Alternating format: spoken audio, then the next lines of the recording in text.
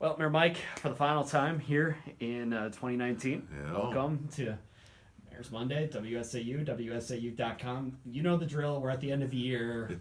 I mean, it's anything and anything we haven't talked about yet this year. We just got to wrap it up. Right? Sure. It's the end of the year, so things are kind of winding to a close. We're hoping for a smooth skate into the holiday season and then kicking off the new year. So some of the things, of course, the biggest thing on our plate right now, we meet tonight to award the bid for the demolition of the Fox Theater.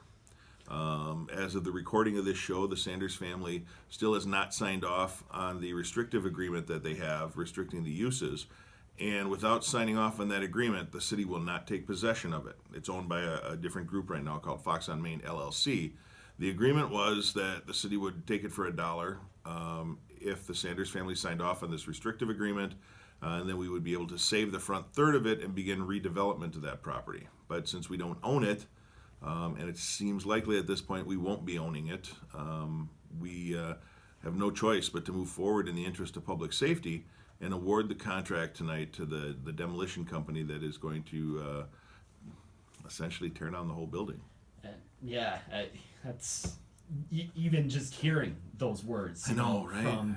Coming from you, and as somebody that doesn't know the history of this area, but I know several people that have stories of the Fox Theater and stories of shows that have been there and what that was here in Stevens Point. It just absolutely hurts because it feels like you're losing a part of the identity of your city. We are. I feel that way, and I know there's others that do. There's also people who are, quite frankly, sick and tired of hearing about it.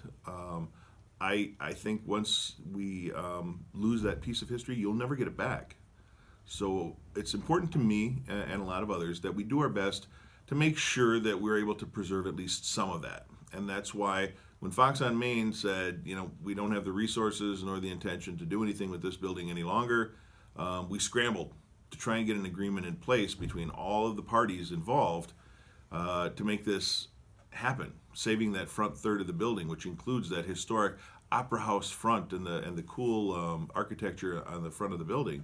The back of the building is, so yes, it's repairable, but it's crazy expensive. We had ballpark estimates of around $500,000 to make it repairable. Now I know the Sanders family said that they had Bolt Construction in, and they can do it for $160,000. However, those people gave them a quote based on a study that was done in 2013 and then updated in 2018 by a different company. They had actually been inside the building.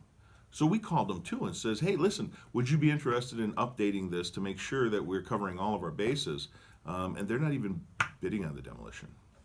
So it's unfortunate that it has to come to this, but we have to move in the interest of public safety, because if that building collapses for some reason under the weight of the snow, and we're told that it has a pretty good chance of doing that, it could affect the buildings on either side of it. It could affect people walking by doing their Christmas shopping. The dangers are just too significant.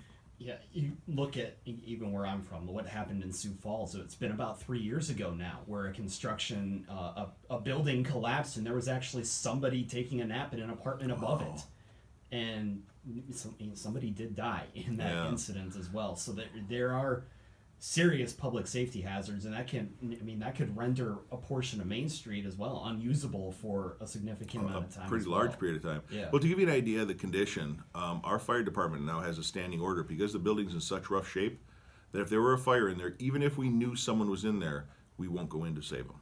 That's how bad it is. We're not going to put the firefighters at risk of what we see as almost an imminent collapse. Yeah, and so you're just going to be awarding the bid for that. At last check, your goal was to begin work by about December 15th. With that. No, it's going to be close to done by December 15th. So the asbestos abatement was finished last week, Tuesday. We've already started on the deconstruction of that building. The asbestos was finished last Tuesday. We award the bid tonight. The contractor could start demolition as early as tomorrow. Mm-hmm. So, any plans at all to try and save any sort of trinkets from the building? Maybe even selling bricks from that historic front or things like that. We hadn't talked about that. I know that there's some people that have been interested in saving the seats. They're really not in good shape. There's nothing left in the building that I would consider worth salvaging. because of the risk of life and limb to go in there and get it. We won't allow anyone who's not an engineer or that has permission from the city to even go in that building. That's how dangerous it is. So the likelihood of there being anything worth salvaging is really slim. And again, this will kind of put I believe the words you used, a gap tooth there in the middle of that main street as well. At this point, any plans at all to put out RFPs for that land once you would salvage it, or would that be up to other owners? Well, so it'd be up to the owners at this point. However, if the building comes down, the costs associated with that would be assessed specially to the owners. The owners have already made it clear, though, that they don't have the means or the desire to do anything. So likely that would sit on the tax rolls delinquent. I think it's 3 years, and then the county will take it through a tax forfeiture, at which point the city would then be able to acquire it. So 3.5 to 4 years would go by before we were able to do anything with it, because we don't own the building. That's why it's really important that the Sanders family signs off on this dissolving this restrictive agreement that they have, so the city can take ownership of it, try and save the facade, save that piece of history, and then begin redevelopment opportunities right away. If that happens, we will put up RFPs for ideas probably before Christmas. So we'll see where this project goes over the next few days. Again, it's very painful to talk about, no matter what your association with the area is. But it's again one of those things that just has to be done one way or another. Correct? Yeah, it's a tough one, and most people don't see it, understand it until they see some of the pictures, because most of the more recent pictures that they've seen have been, several years old. Because the roof was leaking, it deteriorated exponentially.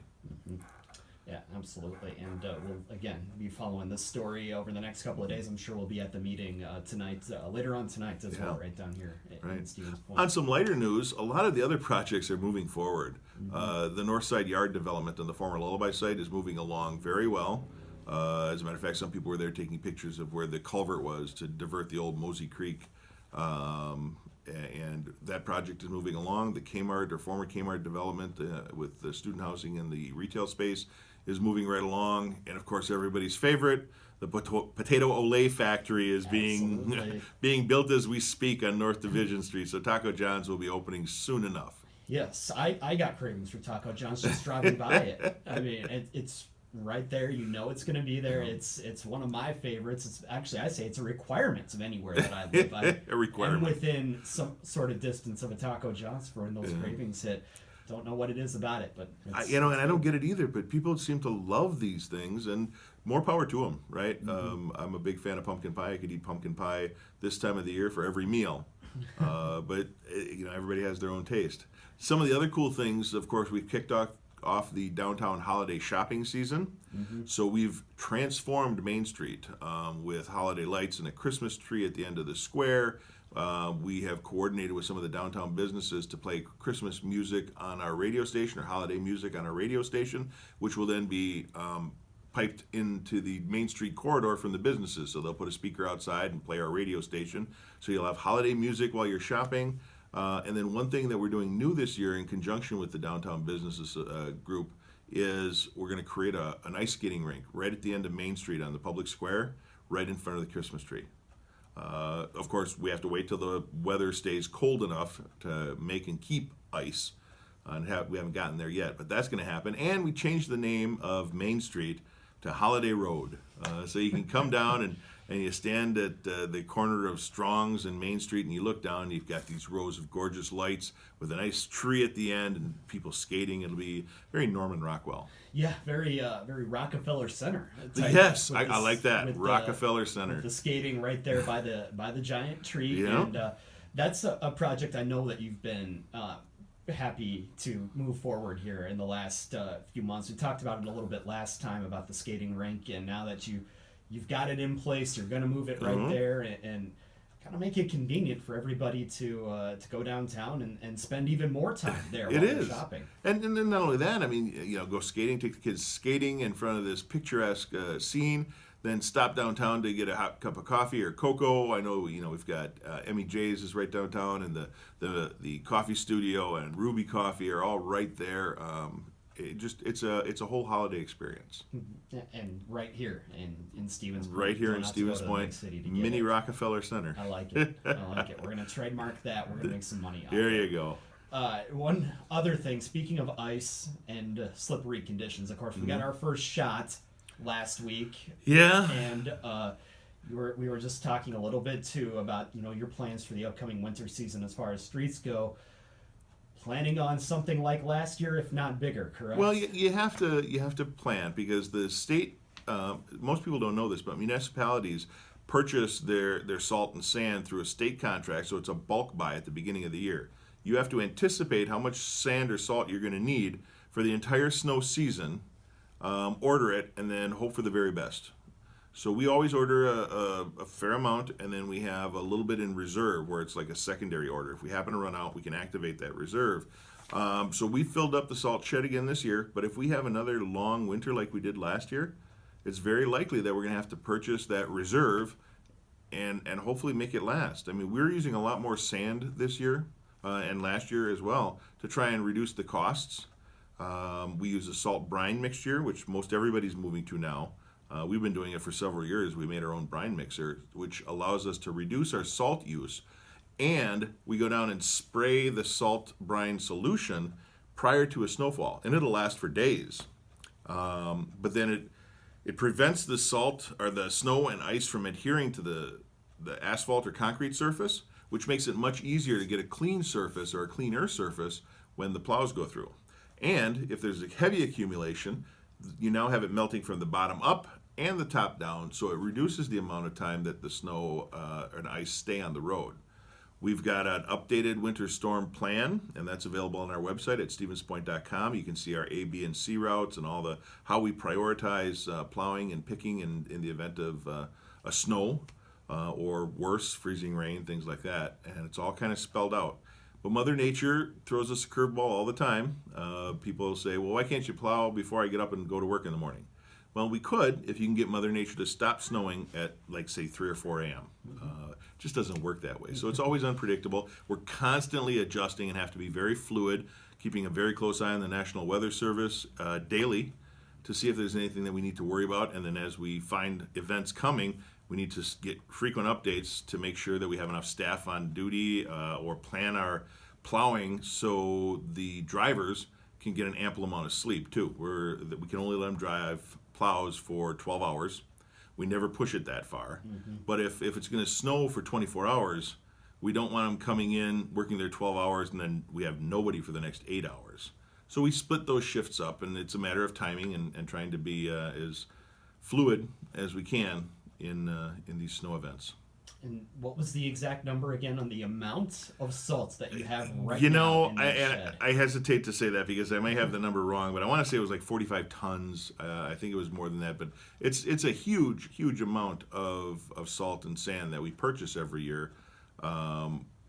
We hope for the best. And the cool thing is, if we have a very mild winter, which I'm hoping, we're going to be done with snow by New Year's, and then we're not going to have any more. Absolutely. Early spring. Yeah. That salt and sand will sit there till next year. So we're ahead of the game come next year. I want to see a picture of the mayor standing on top of that salt heap right Ooh, now. wow. I wonder if we could do that. I'm guessing the insurance company probably wouldn't like that, but I'll see what I can do.